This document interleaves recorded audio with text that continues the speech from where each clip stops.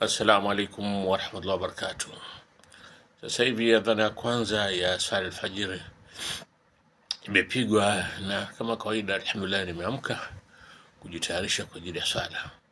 Lakini kama ilivyo kawaida watu wengi siku hizi, kuwa tukishaamka baada ya kufanya jada mambo muhimu, huwa lazima tutizame simu zetu, kuna ujumbe gani umetufikia.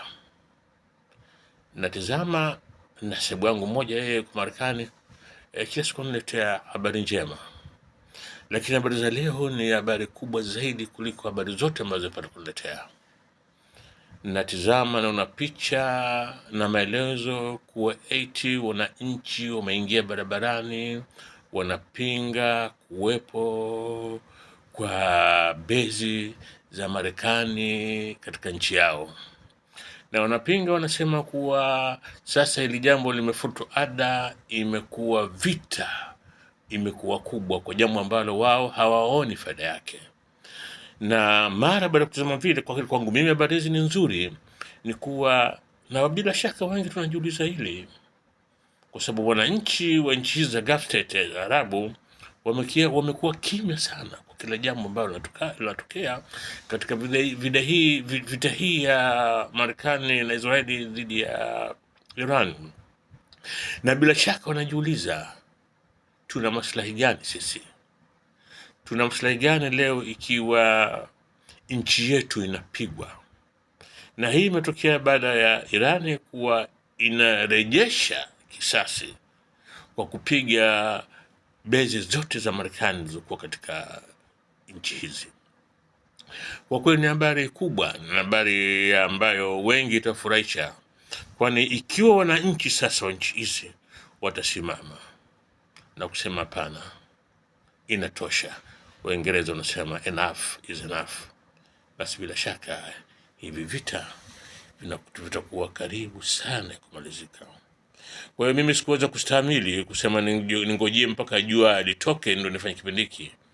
Mara moja nimeingia maktaba, nimeona nikirusha hiki kipindi ili ndugu zangu Waislamu wajue kuwa nusura ya Allah ipo karibu. Sasa kuna ile wanaita domino effect, yani ikianguka moja itanguka ya pili, itanguka tatu. Je, huu ni mwanzo tu? Ni kuwa nchi nyingine za Gulf zinafuatilia kusema kuwa hebu ondoweni hii fitna ya Marekani.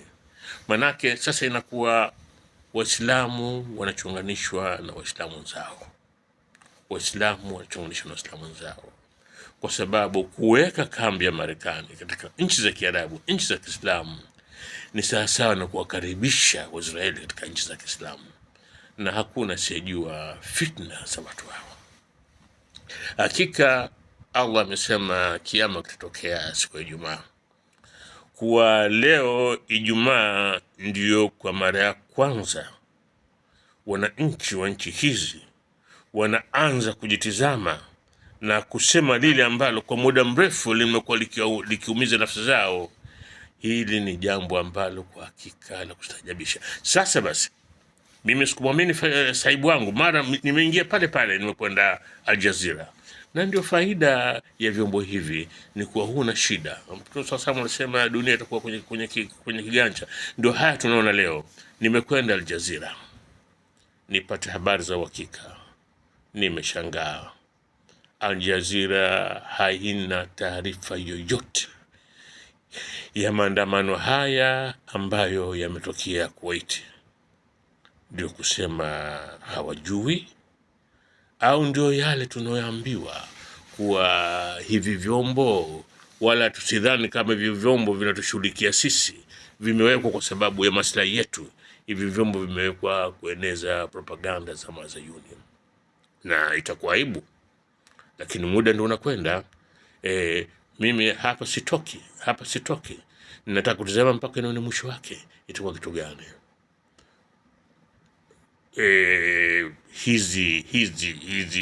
Hizi media kubwa, BBC, Voice of America, CNN, zitatangaza habari kuwa umetokea. Manake kwa mtizamo wa wenzetu huko maadui, ni kuwa huu kwa wao utaitwa uasi. Wa wananchi sasa wanaasi dhidi ya mamlaka zao, lakini inshallah